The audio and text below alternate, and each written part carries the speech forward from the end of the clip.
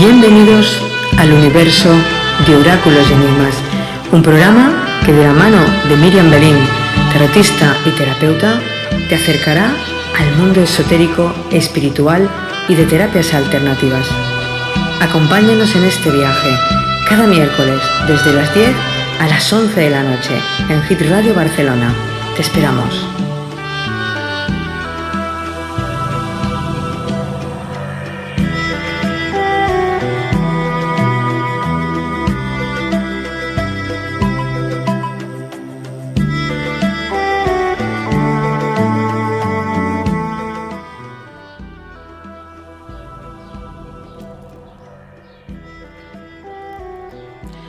Buenas noches, bienvenidos un miércoles más a Oráculos y Enigmas. Ya sabéis que cada noche de miércoles a las 10 de la noche tenemos una cita en www.hitradiobarcelona.com para hablar de todos esos temas esotéricos, espirituales, paranormales, todas las cosas que nos gustan tanto a vosotros como a nosotros.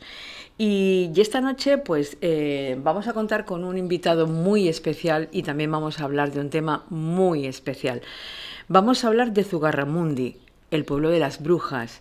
Bueno, una cosa que se relaciona mucho con las personas que nos dedicamos a este mundo, ¿no? Porque se nos sigue considerando todavía a las personas que tiramos el tarot o hacemos rituales o hacemos terapias. A veces se nos tilda muchísimo de brujas, que no importa, porque al final una bruja siempre es una mujer sabia, o sea que fantástico.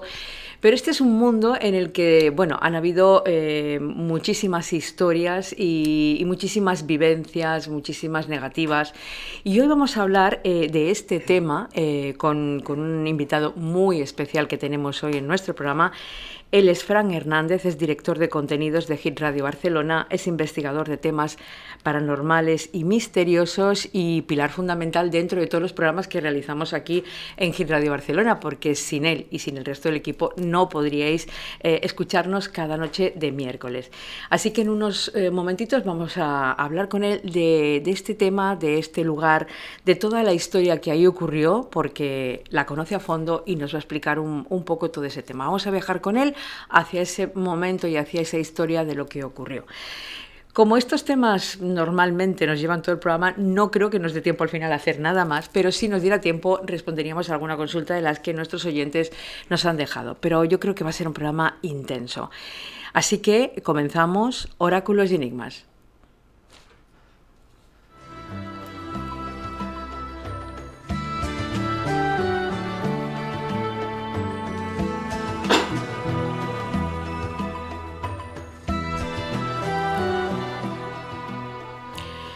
Bueno, pues como os decía, tenemos esta noche con nosotros a Fran Hernández. Buenas noches, Fran. Muy buenas noches, Miriam. Oye, tengo que decirte que se me hace tan raro estar aquí y no allí detrás del cristal, que yo no sé cómo va a salir, ya veremos a ver. Va a salir fantástico, porque es verdad que siempre te tenemos al otro lado. Sin ti no podría ser posible todo el programa que realizamos yo y todos los compañeros de Hit Radio Barcelona. Y la verdad que sí que es un poco raro, pero a mí me encanta tenerte en este lado, porque sí, ¿no? Tienes mucho que contarnos. Desde aquí se ve diferente, mira, tanto José como Carlos se ve como muy raro, no sé, lo vemos raro, ¿verdad?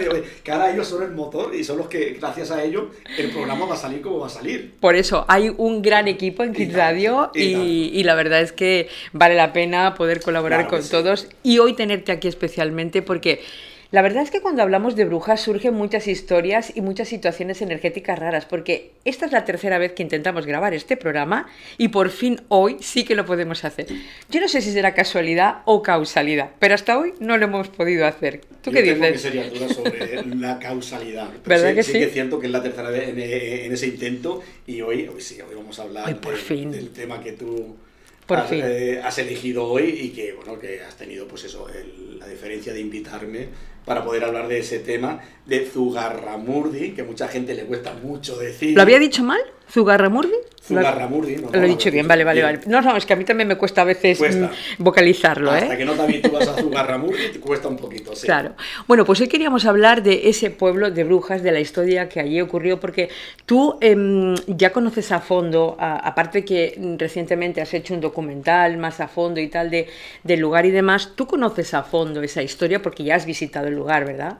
Conozco, afortunadamente, bien la historia de Zugarramurdi, conozco bien Zugarramurdi, conozco bien a los vecinos de Zugarramurdi, en el cual alguno pues me une una pequeña amistad. Pero tengo que decirte que Zugarramurdi no sería Zugarramurdi si no empezamos la historia desde Francia, desde San Juan de Luz. Ahí empieza la verdadera cacería de brujas. O sea, ahí es donde comienza toda esta historia que luego trasciende aquí a Zugarramurdi. Exactamente, es decir, San Juan de Luz es un pueblo costero con un puerto comercial que sobre el año 1500 aproximadamente estaba en pleno auge. Ya anteriormente, del 1609, sobre el 1574, ya empiezan las primeras cacerías de brujas, y allí en San Juan de Luz, en Francia, hay una disputa entre dos clanes familiares pues, por el poder de ese puerto, ¿vale? Sí. La única manera de pelear entre ellos era acusándose. ¿Y qué hace? Acusan de brujería a varias personas, mujeres y hombres de los dos clanes, ¿vale? Ahí entra una psicosis colectiva, que eso llega hasta Burdeos.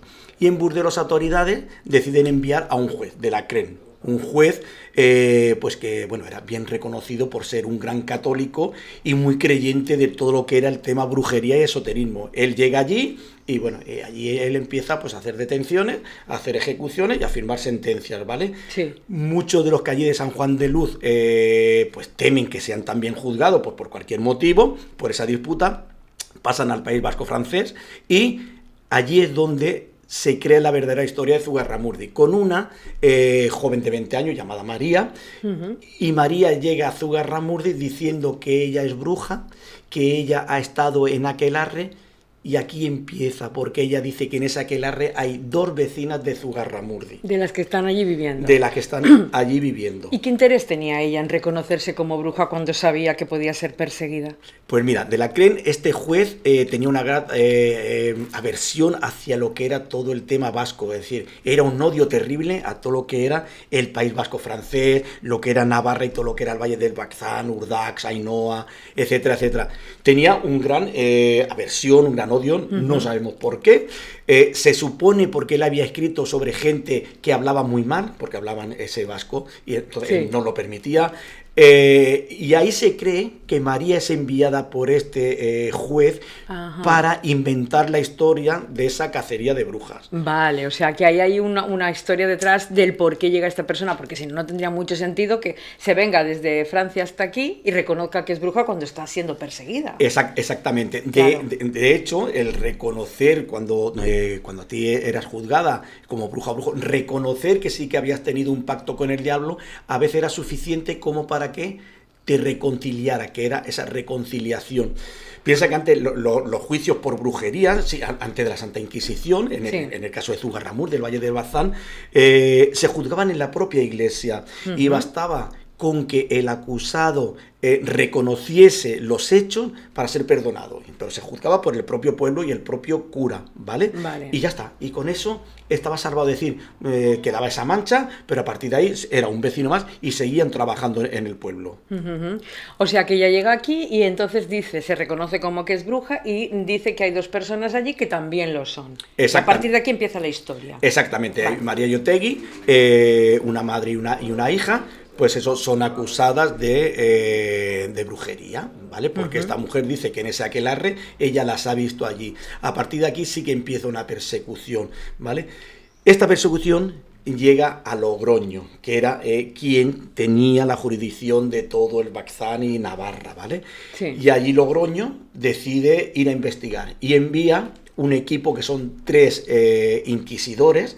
Estos 3 inquisidores van a pasar a la historia por esa carnicería que hicieron. 2 de ellos, que es Alvarado y un ayudante, sí que llegan a Zugarramurdi directamente y allí pues empiezan a acusar, empiezan a hacer una investigación y empiezan a acusar a una, a otra. Por miedo y por venganza, los propios vecinos acusaban a uno, acusaban a otro, ¿vale?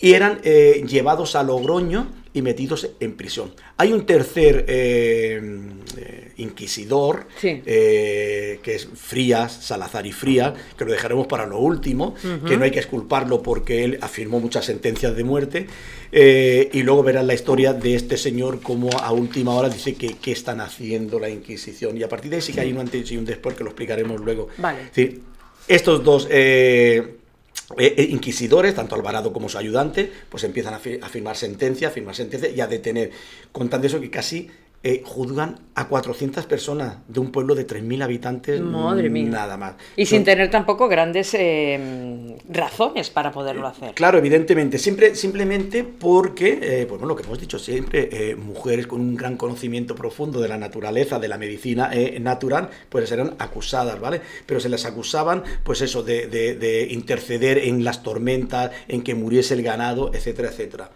Hay una niña que dice que ella sabe dónde se reunían las brujas, condicionada también por la madre, por ese miedo, y la lleva hasta un lugar que está a unos 500 metros de lo que es el núcleo del pueblo, que es la cueva de las brujas.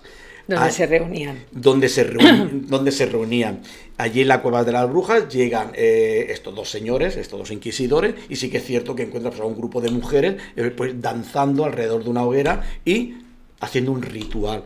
Son detenidas. Como podríamos ser ahora que estemos celebrando cualquier celebración de las que hacemos de San Juan o cualquier cosa de este tipo. Imagínate que era la Santa Inquisición, estuviésemos en aquella época, celebramos San Juan y todos los que estamos en una verbena somos detenidos y juzgados por brujería, solo por el hecho de danzar alrededor de esa hoguera. Claro. Es decir, ellos ya eran conocedores de que todas estas costumbres, todos estos rituales eran ancestrales, muchos tenían orígenes celtas, ¿vale? Era para agradecer, pues es el solsticio de verano, claro, agradecer las cosechas, todo lo que había. Pero claro, ellos dentro de su creencia religiosa, muy religiosa, no aceptaban aquellos rituales, con lo cual decían que aquello era, pues bueno, un baile para el diablo. De hecho, hay que decir que aquelarre significa prado del macho cabrío. Mucha gente cree que aquelarre significa reunión de brujas. No, aquelarre significa prado del macho cabrío. Ajá. En la cueva de las brujas, las personas que la han visitado, que nos están oyendo, hay la cueva grande, donde la gente cree que allí se hacen los aquelarres, y no. Hay una cueva más pequeña que se comunica con esta cueva, que allí sí queda a un prado, y ahí es donde son apresadas estas mujeres, 6 mujeres. Estas 6 mujeres son llevadas a Logroño también, y allí pues son juzgadas. Es decir, muchos de los que se llevaban a prisión morían sin haber declarado. Otros habían declarado y morían igual y eran enterrados. Cuando la Santa Inquisición, dentro de ese juicio, dentro del auto de fe de Logroño, pues sentenciaban que aquella persona era bruja, había sido brujo, pero ya llevaban a lo mejor 3 años muertos, lo que hacían es desenterrar y quemar esos huesos. Madre mía. Sí, es decir, la sentencia no dejó títere con cabeza. Piensa que era todo el Valle del Bastante, de lo que Urdax, Ainhoa, todos aquellos pueblecitos, es decir, fueron perseguidos y masacrados por estos inquisidores. Sí. Menos el que se quedó en Logroño, que era Frías y Salazar, que el más joven, pues bueno, no se sabe por qué decide quedarse allí.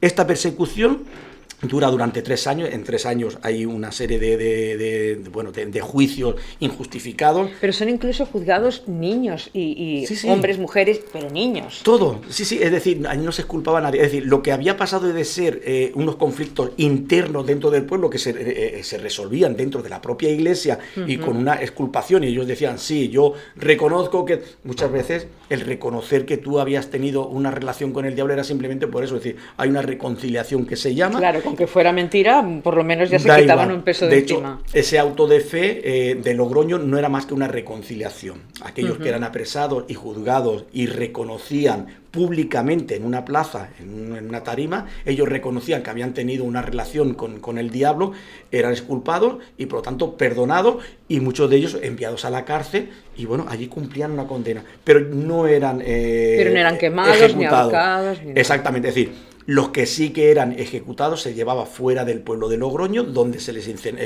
quemaban, y los que por el camino sí que reconocían, porque bueno, de alguna manera decían, bueno, voy a intentar salvar mi vida, reconocían en último momento que sí que habían tenido impacto con el diablo, no los quemaban, pero eran ahorcados y enterrados. Es decir, ese proceso fue un proceso tan bélico, o sea, una cruzada contra las costumbres de aquella gente. Lo que dices tú de los niños, fíjate que es curioso.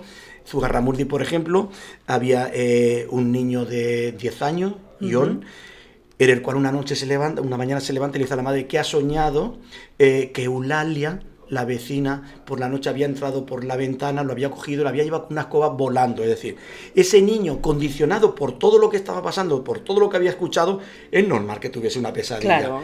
La madre pone en conocimiento de la Inquisición esa historia y esta mujer, Eulalia, es juzgada también por bruja. Pues y además en el auto de fe de Logroño está escrito de que, bueno, que esta mujer entró por la ventana y que está más que probado porque el niño cuenta con pelos y señales, es decir, que lo llevó a la cueva. Claro. Un sueño de un niño. Y vamos, un niño de 10 años en un pueblo de montaña, ¿cómo no va a conocer la cueva? Estaría harto de ir con los amigos a jugar a la cueva. Claro. Esa cueva se sigue utilizando para hacer fiesta, la noche de San Juan, la Cueva Grande, se sigue utilizando. Afortunadamente la Santa Inquisición hoy no está y no van a ser juzgados los que están allí en Tugarramurdi. Pero sí que es cierto que estos inquisidores, llevados por esa fe y ese fanatismo religioso, hace que allí se convierta aquello, pues eso, en una sangrienta campaña de cacería de brujas impresionante. Quizá fue de las peores, ¿no?, que hubo en España. Fueron de las peores por la poca compasión que se tuvo a la hora de apresar. Es decir, era suficiente con que un vecino, yo no sé, por celos, te acusara para que fuese detenido y llevado a Logroño. En Logroño, bajo torturas, te hacían declarar. Hay personas que morían con las torturas, por lo tanto eran enterradas y aquí no pasaba nada. Pero hay otras personas que ante ese sufrimiento pues declaraban lo que el inquisidor y el torturador querían oír. Y siendo mentira, es decir, yo no he pactado nunca, incluso yo no he estado nunca en la cueva. Igual, ¿qué queréis oír? ¿Esto y me dejáis? Entonces sí que reconocían sus hechos, pero depende qué tipo de reconocimiento, si había participado en aquelarre, si no había participado en aquelarre, era juzgado y sentenciado a muerte, o simplemente, pues bueno, había luego esa reconciliación en esa plaza de el Logroño y se allí, le perdonaba. Pues, se le perdonaba y ya está, no pasaba nada más. Pero tenían que reconocer. El caso era que la Santa Iglesia, la Santa Inquisición, llevara siempre el poder decir, yo te he dicho que esto es lo que hay y esto es lo que hay. Y eso va a misa. Y eso va a misa. Claro, pero fíjate que, claro, muchas personas sí que tuvieron que reconocerlo porque estaban en peligro de muerte y ya no sabían qué hacer. Pero qué fuertes, ¿no?, los que no lo reconocieron y siguieron hasta el final sin reconocerlo porque no era verdad. Sí, es cierto que hubieron de las 6 brujas más conocidas en el pueblo, en la zona, 4 de ellas nunca reconocieron ser brujas o pactar con el diablo, que es muy diferente. Reconocer que ser bruja no quería decir que tuviese ningún pacto con el diablo. Es decir, bueno, pero ya era una mancha. Si tú eres bruja, ya era una mancha. Pero reconocían su sabiduría. De hecho, fíjate que era motivo suficiente como para creer que tú habías pactado con el diablo o que eras hija del diablo, el hecho de tener un lunar, era lo que llamaban el tercer pezón, que decían que ese lunar era el pezón con el cual amamantaba a ese diablo, tener una belleza extrema, ser pelirroja y tener muchas pecas. Uy, pues a mí me van a llevar a la hoguera, ¿eh? Sí, ya te lo... Bueno, te voy a decir que en una regresión anterior yo fui bruja y fui quemada en una hoguera. Fíjate, pues ahora te contaré un caso de mi propia familia. Solo eso justificaba que todo aquello te lo había dado el diablo, tu belleza, el tercer pezón, ser pelirroja, una sabiduría extrema por encima de los hombres. Y sobre todo, la mujer no sumisa. Aquella mujer que no se sometía a los placeres del marido, porque decía, no, perdona, yo tengo los mismos derechos que tú, como mujer, se declaraba bruja. Porque claro, esa fuerza y esa arrogancia que según la Inquisición pudiera tener esa mujer era suficiente como para pensar que era no podría prevalecer la mujer encima del hombre, claro. Claro, tú fíjate que tú me hablas de que tú en tu vida fuiste bruja. Yo me sorprendo mucho cuando sigo investigando que yo soy tú lo sabes, un gran defensor de las brujas, tanto buenas como malas, soy un gran defensor. El apellido Avellaneda no es un apellido muy común, es un apellido que existe muy poquito. Mi padre era Avellaneda. Sí. Y en la historia sale un inquisidor muy sangriento llamado Avellaneda. que dicta muchas sentencias. Aquí mucha gente me dice, claro, el karma ha querido a esta Avellaneda castigarlo con un pasado, con un pariente, en este caso yo, dice que defiende la bruja. Dice, es un grano que le ha salido a él. Claro. Tú vienes a reparar todo lo que aquel hizo. Es muy curioso. Avellaneda existe muy poquito. Mi padre era Avellaneda y hay un inquisidor que hizo estragos también, a la sombra, que era Avellaneda. Claro, lo que decimos, a veces viene, uno cuando vuelve a reencarnar, viene a reparar o viene a vivir la misma experiencia que le ha dejado su clan, ¿no? Y tú has venido a reparar, lo tengo clarísimo. Pues será eso, sí, será eso. Seguro. Bueno, entonces esta historia continúa pues hasta que por fin matan a todas estas personas y las que se declaran culpables, pues bueno, se les indulta de alguna manera y las otras las matan, quemadas en la hoguera o ahorcadas. Piensa que la mayoría de ellas morían en la cárcel. Morían por enfermedades, por las torturas. Fíjate que de todos estos apresamientos que hay, de todos estos juicios, solo una fue quemada viva. El resto fueron vaciadas las tumbas donde estaban enterradas cuando las habían declarado de que realmente habían pruebas de que eran brujas, y lo que te he dicho antes, las quemaban los huesos, los restos, pero solo una fue quemada realmente. Fue quemada realmente, es decir, el resto habían muerto en la cárcel, habían sido enterradas, exhumadas para luego, quemar los restos que quedaban. Pero solo una. Sí, pero piensa que murieron cerca de 100 y pico personas, bajo tortura, por enfermedades en la cárcel, y luego que muchas de ellas, el miedo cuando regresaban al pueblo, el propio miedo del pueblo a ser etiquetado, pues rechazaban a aquella persona pues tenían que dejar el pueblo, tenía que exiliarse, irse a otros lugares.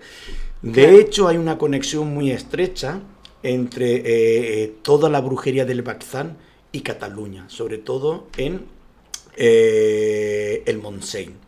Hay una conexión, mucho piensa que aquí teníamos también nuestra Inquisición, Caldas de Montbui, Castellar del Vallès, Sabadell. En Castellar del Vallès, las dos brujas que se conocen fueron ahorcadas en Sabadell, porque al distrito pertenecía Santa Perpetua de la Moguda, Semenat, fíjate si hay apresamiento. Pero lo más famoso quizás sea Gualba, porque en Gualba es similar a lo que pasó en Zugarramurdi, es decir, allí hay unas denuncias, se dicen que las brujas se reúnen en un lugar que es un salto de agua que le llaman el Cloc Negra, y allí llega la Inquisición y sí que encuentra también mujeres realizando su ritual. Es decir, una conexión muy estrecha de aquel lugar aquí. Porque hay una de las brujas de Gualba que sí que el apellido es Illategui, que es una Illategui, María Illategui, que también estaba en Zugarramurdi. Eso es.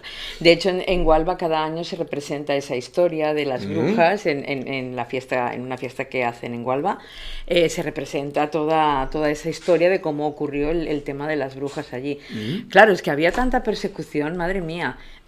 A ver, cuando yo empecé, que era muy joven, también se les perseguía, pero menos mal que ya cambiaron las historias, porque hoy día perseguirían a tantas personas dedicadas a este mundo. Se os siguen persiguiendo. Sí, lo que pasa es que no se estigmatiza y lo no que tan se abiertamente. Hace se etiqueta.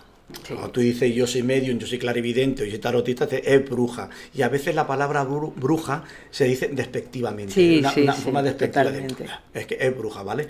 Y no, es decir, hay personas que tienen una capacidad de visión que no la tienen otras, y por lo tanto esas personas que son videntes, que son capaces de ver o predecir ese futuro, antes te hubiesen incinerado. Es decir, tú fíjate, hoy a los niños cuando les duele la barriga les preparamos una manzanilla.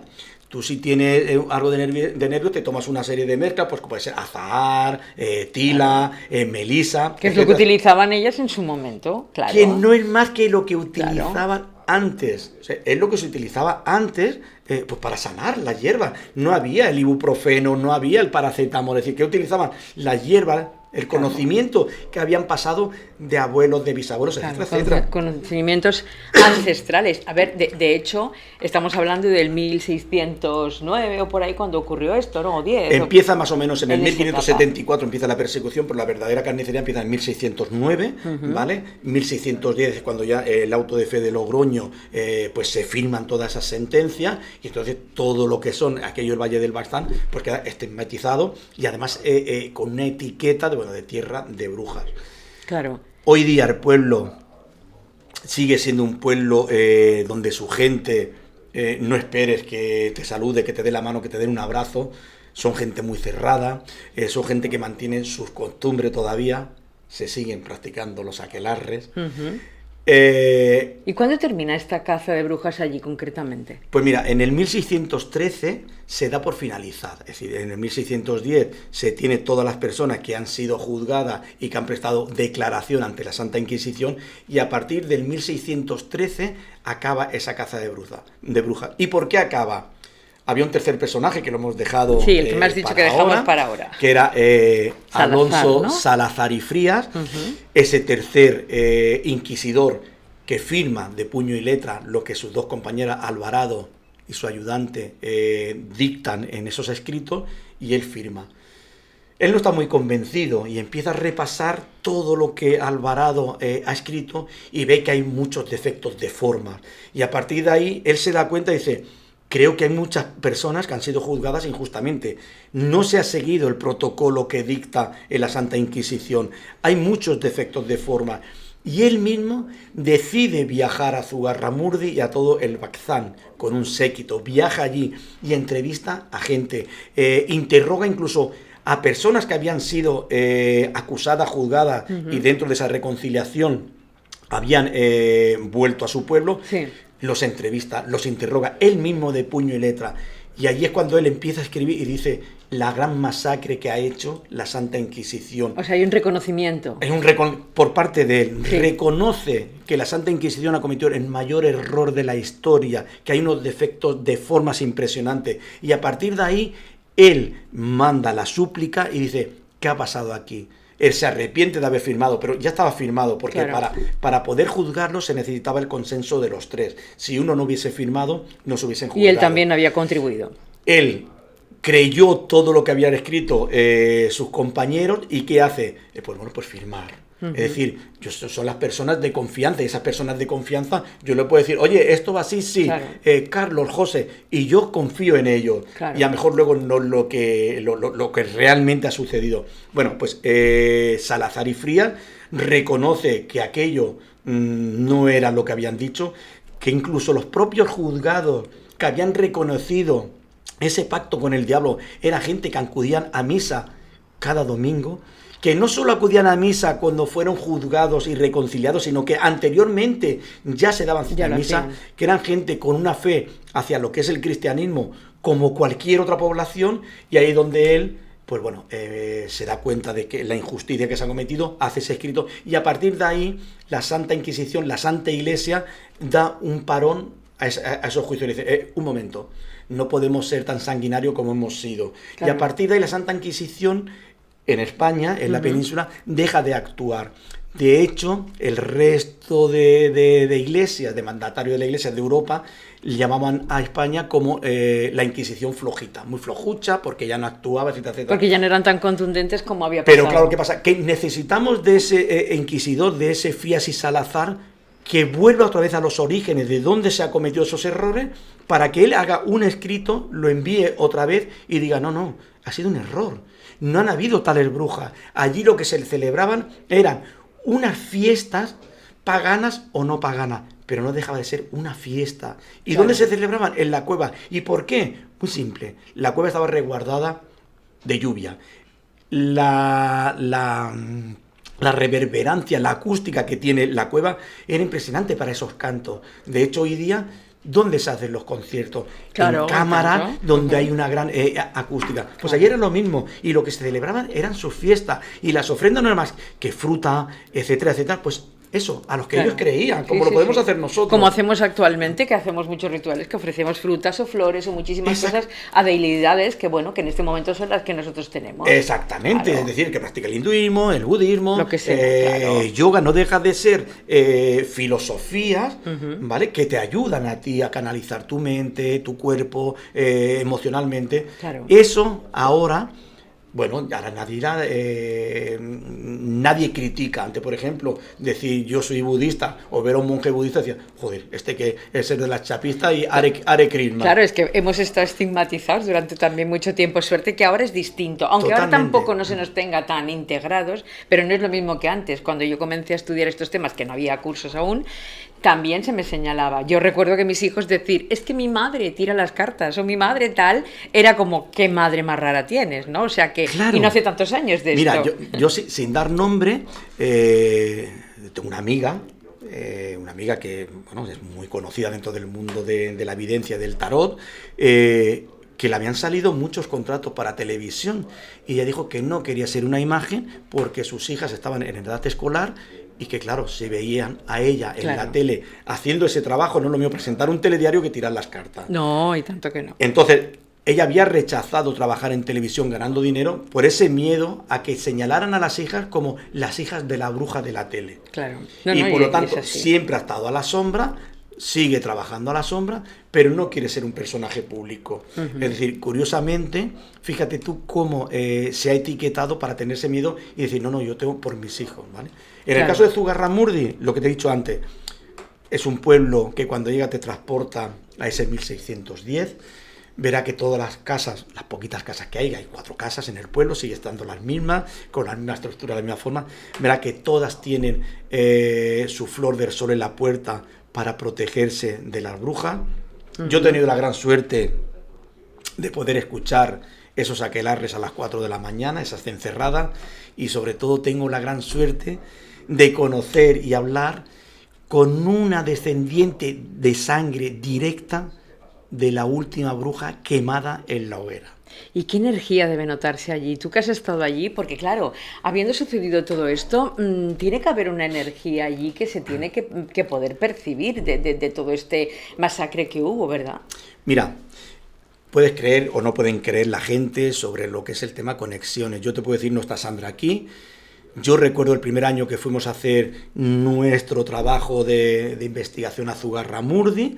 Pues bueno, nos encontramos con eso, la gente muy cerrada, no querían hablar, y gracias a un habitante de allí, que fue el que me abrió un poquito ese abanico, etcétera, etcétera. El segundo año yo conseguí llegar a esta familiar directa de la bruja, y cuando me puse al lado, ya ni me conocía ni yo la conocía, se levantó y se fue. Me miró y se fue. No dijimos nada, y Sandra me dice, ¿cómo puede ser? Digo, no lo sé. Y si nos encontrábamos, me huía. Me iba huyendo. Yo nunca le había dicho ni cuál era mi trabajo allí. Ni lo que ibas a hacer, ni nada. Y te puedo asegurar que Xavier, este personaje que me dio pues, el contacto. Todos esos contactos donde podía hablar, tampoco le había dicho nada. Es decir, me costó 4 años poder hablar con ella. Mi primera palabra con ella, 4 años. Tuve que ganarme la confianza. Intenté hablar con la hija. Cuando le comenté el tema brujas, se fue también. No quiso saber nada de mí. Y a partir de ahí se van escondiendo. Y fue en ese 4.º año cuando consigo hablar con ella. O sea, te ha costado, llegar al... Me ha costado mucho. Y a partir de ahí, pues hablo con ella y bueno, con todas las reservas del mundo. Todavía en Zugarramurdi hay una cueva donde se guarda todos los utensilios que utilizaban las brujas. Están todos los tratados, todos los escritos, hay calderos, hay... allí debe haber una energía brutal. Hay todavía esa cueva, solo sabe ella dónde está, es la guardiana. Esa guardia de esa cueva pasará a la hija a sus hijos, y siempre y cuando, claro, la hija tenga hijos, si no tendrá que confiar en alguien y pasarle esa custodia. Yo sé dónde está la cueva, no la he visitado, no podemos entrar, sé dónde está. Es un secreto que me tengo que llevar a la tumba, claro, afortunadamente. Claro. Pero solo el idealizar que dentro de esa cueva se encuentran todavía esos tratados de las brujas del 1610, que deprisa y corriendo cuando entró la Inquisición lo guardaron allí. Guardaron esos calderos donde no hervían sapos, ni murciélagos, ni serpientes, sino que lo que hacían eran esos elixires, esos aceites para curar el dolor, para curar muchas enfermedades. Lo que haría hoy día un curandero. Exactamente. O una persona sanadora. Eso está allí, pero sobre todo los tratados de medicina, esa alquimia de las plantas, se encuentra allí. Y yo bajo juramento, pues evidentemente le dije, por mi parte no va a salir, ni lo vamos ni a dar ni una pincelada de dónde se encuentra. Es un sitio, es muy complicado llegar si no sabes. Si sabes llegar es muy fácil, si no, es muy complicado. Las sensaciones que se viven en el pueblo, la verdad que son sensaciones, depende cómo, muy placenteras. Muy placentera porque es un pueblo muy tranquilo. Es un pueblo donde todavía la campana suena a las 12 de la noche, a las 1 de la mañana, a las 2 de la mañana, a las 3 de la mañana. No han parado las campanas. La misma campana que repicó cuando los acusados estaban reconciliando en la iglesia, la misma campana sigue sonando puntualmente, sigue llamando a difuntos. No hay un sacerdote en el pueblo, porque el pueblo, evidentemente, todo lo que es a nivel de religión, pues lo rehuye. Claro, normal, no me extraña. No quieren, pero si alguien necesita un sacerdote, pues el sacerdote no es que sea bienvenido, pero tampoco lo van a palear. Esa sensación de magia que te da el pueblo por estar en un lugar, que pasó lo que pasó, la energía es impresionante, pero realmente la verdadera energía es llegar a la cueva donde fueron apresadas las brujas. Allí entrar, el silencio absoluto que solo se oye, el río, te hace poner los pelos de punta. Yo esperé, que no lo hagan nadie porque está prohibido hacerlo, yo esperé a que todo el mundo se fuera, incluido Sandra, no quiso quedarse. Cuando se apagaron todas las luces a las 12 de la noche, yo me quedé dentro de la cueva de los aquelarres que le llaman, y allí estuve hasta las 2 de la mañana, yo solo, con mis reflexiones, oyendo el silencio, imaginando la danza de aquellas brujas allí, ¿vale? Y bueno, hay gente que, como Sandra salió corriendo, todos los que trabajan allí, ellos a las 12 de la noche, aquellos sagrados, y se van. Y yo preferí quedarme en la cueva. Para vivir esa experiencia. A oscuras, con la única iluminación de un teléfono móvil, que no había cobertura, porque yo no hay cobertura. Y esa experiencia yo se la recomiendo a todo el mundo. Ir a la cueva y visitar la cueva donde fueron apresadas esas brujas, que se sienten en una de las piedras, en la que quieran, da igual. Y que escuchen el silencio. Mucha gente piensa que el silencio no tiene sonido. No, el silencio tiene mucho sonido, pero sobre todo tiene el sonido tuyo, de ti mismo. Claro, de escucharte a ti. Te hablas a ti y tú eres capaz de decir, es verdad lo que me estás diciendo, mi otro yo. Y eso es genial. Bueno, yo creo que es que los describes de una manera que parece que hemos viajado al lugar y hemos estado allí. Y bueno, y sientes esa magia que tú nos estás transmitiendo. Yo te puedo decir que yo la primera noche, el segundo año que escuché las 12 campanas en el pueblo, tuve que romper a llorar. Porque era tan impresionante decir, ver el pueblo vacío, las calles vacías, no había nadie, ahí todo el mundo se recoge muy tempranito, y escuchar las 12 campanadas con ese sonido que llega hasta la cueva. Yo me puse a llorar de la emoción, de la sensación tan placentera que me va a escucharse, y sobre todo pensar que esa campana es la misma que repicó en su momento, cuando se iban llevando a esas personas a Logroño, porque cuando se la llevaban las campanas repicaban para avisar que se llevaban a esa bruja. Es la misma campana, son las mismas paredes. Claro. Es decir, eso impresiona mucho más. Transportarte a esa época, a ese momento y sentir esas sensaciones. Claro. De hecho, en el documental que tú has grabado, que para todos nuestros oyentes lo pueden encontrar en el canal de Hit Radio Barcelona, que habla de todo esto y que lo explica muy bien también ese documental que tú has hecho, estás en el museo donde están diferentes representaciones de lo que se le hizo a las brujas y de los aparatos que se utilizaron y las capas y demás. Y en el documental se refleja un sonido que permanece durante mucho tiempo cuando estáis haciendo el documental. Sí. ¿A qué lo atribuyes tú esto? Porque pues claro, no lo sería una experiencia... Mira, tenemos la gran suerte que somos la única televisión que hemos conseguido entrar en el museo y poder grabarlo y poder entrevistar. Ya lo visteis, Sean, que lo estuvimos entrevistando. Sí. Se han volcado todo el pueblo con Hit Radio Barcelona Televisión, te puedo decir, desde lo que es el museo, ayuntamiento, las personas de allí, las cuevas, las personas que trabajan en las cuevas, todos se han volcado, nos han facilitado todo y más lo que hemos querido. El ruido es inexplicable, porque son 3 plantas el Museo de las Brujas, y solo sucede en la planta donde está esa jaula de la bruja, donde está ese despacho de Salazar y Frías, ese es el despacho representante de Salazar y Frías, donde firma ese auto de fe, y solo es allí donde se oye el clic, clic, clic, en esa casa, esa representación de esa casa de las brujas. Solo es allí, en el resto no hemos tenido problemas de sonido, eso es allí. Y curiosamente, no sé si en el vídeo, porque yo no lo he visto, no me veo, hay la historia del gato, es un gato que cuando hay tormenta, cuando hay lluvia, el gato... pican en la puerta del museo, entra, son 3 plantas. En la primera planta hay como un pequeño cine, con unas butacas comodísimas. En la segunda planta está esa recreación, donde hay como una celda con un colchón, hay sillas. y el gato siempre se va a la jaula donde las brujas. Cuando termina el museo, le dicen fuera y el gato se va. Por algo será. Los gatos siempre representan la conexión. Hay una imagen en el documental del último día que ya nos veníamos lloviendo, salimos del museo y empezó a llover y vimos venir el gato que venía de la cueva. Y cuando nos vio se paró, allí se quedó. Y cuando nos retiramos, vino al museo. Un gato, ¿qué puede ser? Hombre, es la conexión con las brujas. Era una de las herramientas fundamentales que todas las brujas suelen tener. Y siguen creyendo en brujas, tienen sus aquelarres. ¿Dónde? Es secreto del pueblo, pero siguen practicando esos aquelarres. Bueno, pues como en muchas partes, ¿no? que se siguen practicando pues todos estos temas, porque en realidad lo que sucedió allí, pues sucedía en muchos lugares, porque había muchísimas personas que realmente practicaban esta medicina, o sea, hacían servir sus hierbas, sus pócimas, ¿no? Todo esto, o sea, esto ha existido siempre, existe, seguirá existiendo. Tenemos suerte que por lo menos nos han liberado de ese estigma tan importante que teníamos entonces. Espero que esto no llegue a volver nunca. No se sabe. Bueno, no se sabe, porque si tenemos demasiados conocimientos tampoco estamos... Yo espero que no. No, yo también espero que no. Yo espero que no. Yo estoy seguro que dentro de la propia iglesia... más de un personaje le gustaría volver otra vez a la Santa Inquisición. Antes que nos vayamos, decirte, habías hablado de Hualva, de esa fiesta de la bruja, decirte que se celebra este año, es el 29, 30 y 31, viernes, sábado y domingo de julio. De julio.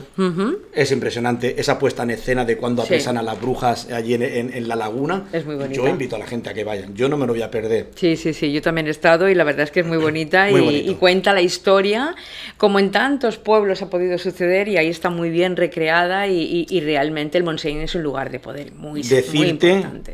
Esto es una primicia que doy, estamos todavía en ello, hemos encontrado un lugar donde se celebraban los aquelarres. Hemos encontrado una piedra con unos petroglifos, con unos signos grabados. ¿En Hualva?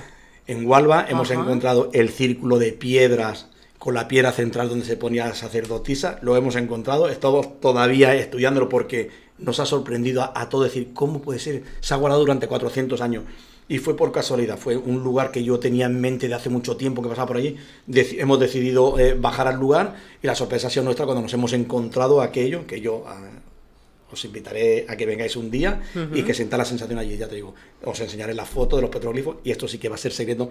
Acabará perdiéndose, pero es un descubrimiento que por lo visto es el único que se ha descubierto hasta ahora desde que pasó lo que pasó. Claro, es que no podemos decir estos lugares porque si no, luego todo el mundo acudiría a estos lugares y luego es un show que ya sabemos que ocurre en muchas partes. Exactamente. Bueno, estamos en los últimos minutos, ya terminamos el programa. La verdad, Fran, que nos has transportado a esa época, a esa historia. Me ha encantado tenerte aquí, que nos lo contaras tú en primicia porque realmente has estado allí viviéndolo. Muchas gracias por estar esta noche en nuestro programa y bueno, espero que nos podamos contar más historias de estas y podamos seguir hablando del tema de brujas. Hay para llenar 5 programas. Por eso, y tú que eres un buen especialista y te encanta defenderlas y darlo a conocer, seguro que volveremos a hablar de ello. Muchas gracias, sí. Fran, por estar conmigo esta noche. A ti, Miriam. Bueno, pues nada, recordaros como siempre que el próximo miércoles a las 10 de la noche tenemos una cita aquí en Oráculos y Enigmas y hasta entonces os deseo que paséis una feliz semana y que a las estrellas guíen vuestro camino. Buenas noches.